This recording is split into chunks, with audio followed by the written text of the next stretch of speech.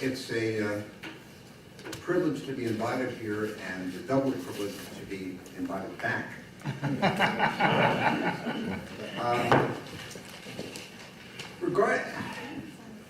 As I was preparing my notes for this brief talk, I saw that Stephen Cook, the reigning Egypt specialist at the Council on Foreign Relations, posted on his blog today a proposal that the United States, Europe, and our Asian allies should pool all of our resources to give all the money and all the loan guarantees we possibly could give to Egypt right now. Straightening out the Egyptian economy, Cook wrote, is something which we'll have to figure out later. It's clearly quite a conundrum, and no one seems to have a plan as to how to do it. But what we need to do right now is put all the money in that we possibly can.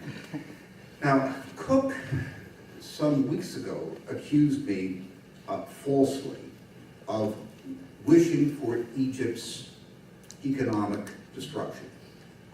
That's not true at all.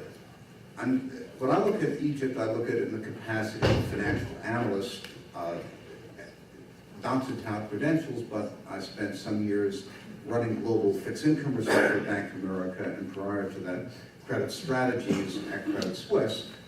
Part of my responsibility was country credit analysis. I did a good deal of developing economics before that.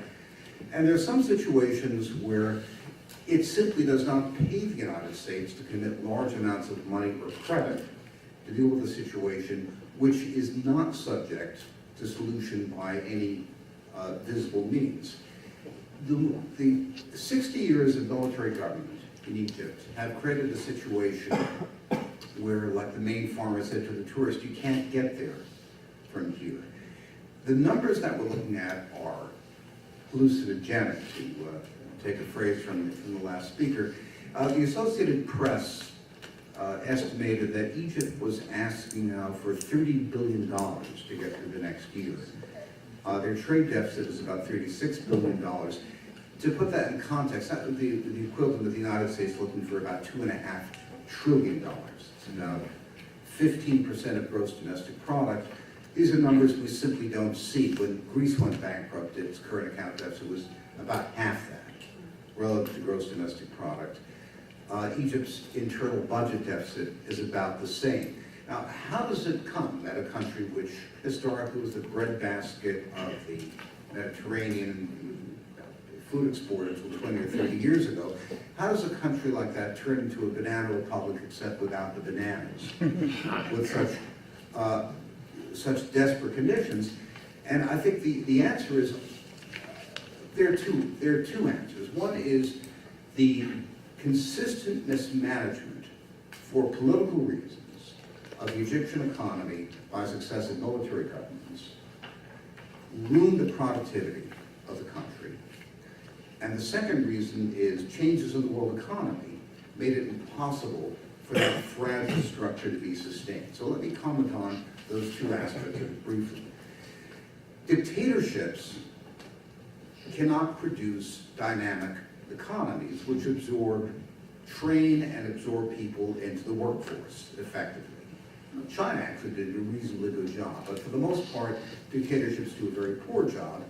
And the key to keeping people passive and controllable is to keep them on the farm with very low agricultural productivity. So roughly 70% of Egyptians live in rural areas.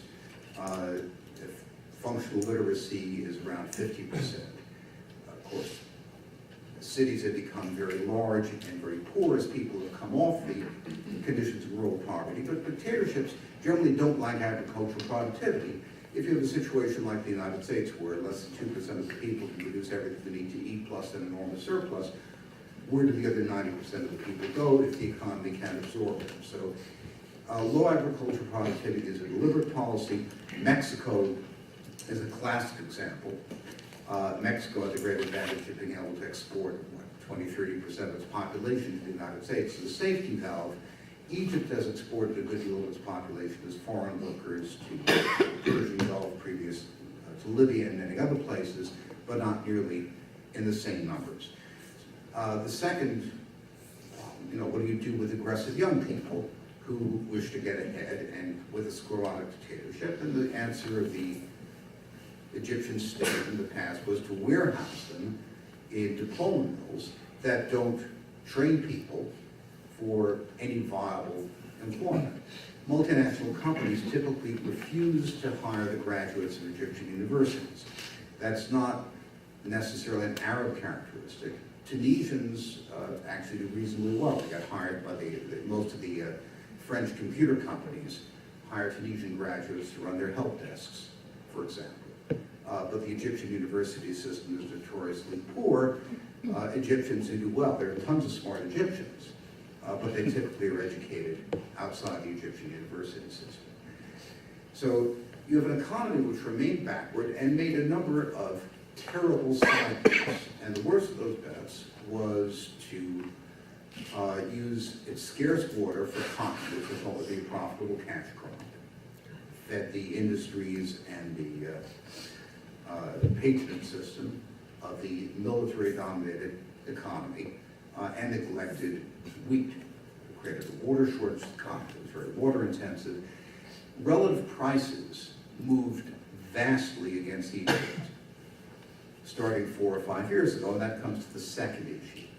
Tectonic shifts in the world economy have and will continue to ruin whole economies. A great example in the 19th century was that hand weavers of Bengal starved to death after the mass manufactured in cotton of the north of England were exported to India. The way Bengal got out of it was by growing opium to sell to China, which ruined the Chinese economy and threw China to chaos for 100 years. So, devastating, long-term damage can be done by such shifts. In the case of Egypt, the new demand, the new wealth of Asia, pushed up the overall level of food prices. And Egypt had become the world's largest wheat importer, a country where, as I mentioned many times, 50% of caloric consumption is imported.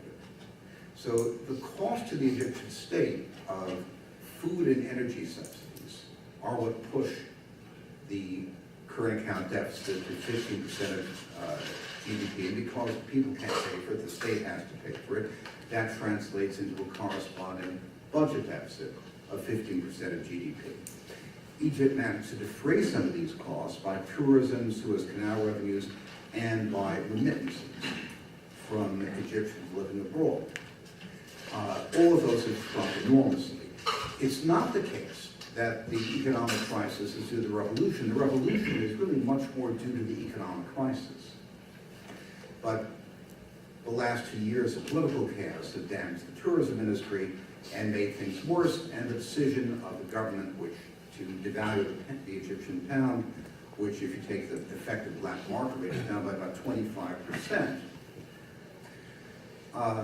has led to a collapse in remittances, because you don't send money home when you know it's going to be devalued. You hold on to it to wait for a better rate. So the result of this is that Egypt is in a nearly insoluble position of economic backwardness and is essentially out of money. When I say out of money, the foreign exchange reserves, the effective, they claim $14 billion in foreign exchange reserves, but the cash in hand is closer to $7. That's less than their overdue bills to suppliers. The Egyptian state basically stopped buying energy and wheat over the last several months because it can't pay its previous trade credits. To give you an idea of what the effects are, the retrial of Hosni Mubarak and his 2 sons is likely to be postponed because the area in which the Mubarak family lives in Suez only gets electricity 2 hours a day, and it's been impossible for them to review the case files. Travelers coming into the main Cairo International Airport at night have to light their way through the corridors with the lights on their cell phones because the blackouts have knocked out the airport for several hours a day. There are many hour waits for diesel. The wheat situation, since they can't buy wheat, the government has announced they don't have to because they're going to have a massive increase in domestic production. But the U.S. Agricultural Service the Agricultural State Cairo Embassy warns that there simply isn't enough diesel fuel to get fertilizer to the fields, to fuel the tractors, or even if the wheat were harvested, to take it out of the fields and bring it to silos. So starting in June or July, we're probably going to start to have a serious wheat shortage.